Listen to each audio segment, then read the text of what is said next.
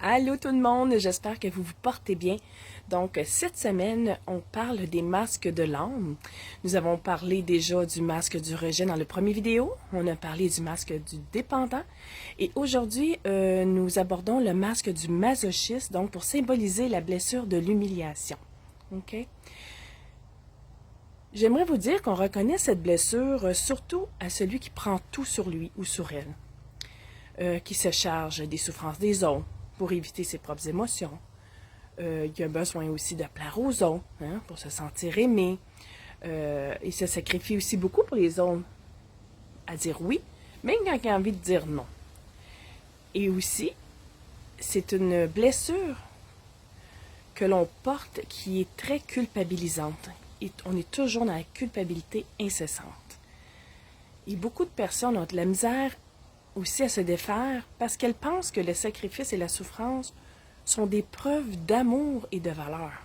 C'est tout le contraire, OK?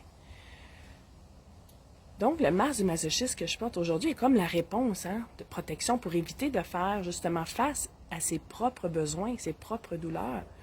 Donc, en s'occupant des autres, on fuit les nôtres. C'est plus facile, c'est moins dur, OK? Donc, elle nous pousse à accepter plus que l'on peut supporter, puis on prend le poids des autres sur nos épaules constamment pour se sentir plus utile et digne. Donc, il faut vraiment faire attention à ça, parce que la blessure, on la porte. C'est très important de le comprendre, de faire cette prise de conscience-là qu'on la porte et arrêter d'essayer de la guérir. Cherchons plutôt à l'accueillir. Qu'est-ce qu'elle demande?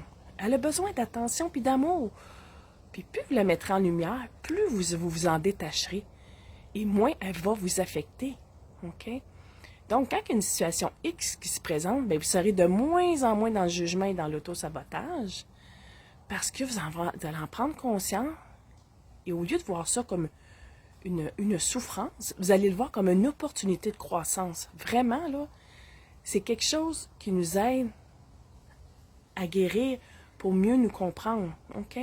On est venu incarner ça ici, nous, là. On est venu, là, transcender, transmuter nos blessures. Donc, on les expérimente, on apprend de celles-ci, on les intègre, ils font mal, puis après ça, oups, on les met en lumière. C'est ce que la vie nous demande de faire dans cette incarnation, OK? C'est important, donc il faut arrêter de vouloir dire « Oh, moi, je porte plus, je suis guérie de ça », c'est pas vrai. Vous allez toujours avoir des situations comme d'humiliation dans ce cas ici aujourd'hui. Donc, c'est de vous observer à ces moments-là, comment vous vous comportez dans vos émotions, dans vos réactions, dans vos comportements. OK? Êtes-vous en train de dire oui quand vous voudriez dire non? Est-ce que vous vous sentez coupable sans raison? Est-ce que vous vous occupez de la douleur de toutes les autres personnes sauf des vôtres? Mettez tout votre temps sur quelqu'un d'autre sans prendre le temps pour vous? C'est important de regarder tous ces aspects-là. Donc, plus vous en détacherez, plus vous serez en mesure de reprendre votre pouvoir personnel. Et moins cette blessure-là va contrôler votre vie. Donc, ça se maîtrise. L'art de maîtriser sa vie, les blessures en font partie. C'est bien important. Donc, dites-vous là que à force de toujours mettre de la lumière là-dessus, là, puis de ne pas rentrer en résistance à chaque fois, bien, au lieu de prendre un an, mettons, pour une situation X, ça va peut-être prendre quelques mois. Après ça, quelques semaines. Quelques jours, quelques heures. Vous allez vous en détacher. Elle va de moins en moins vous affecter.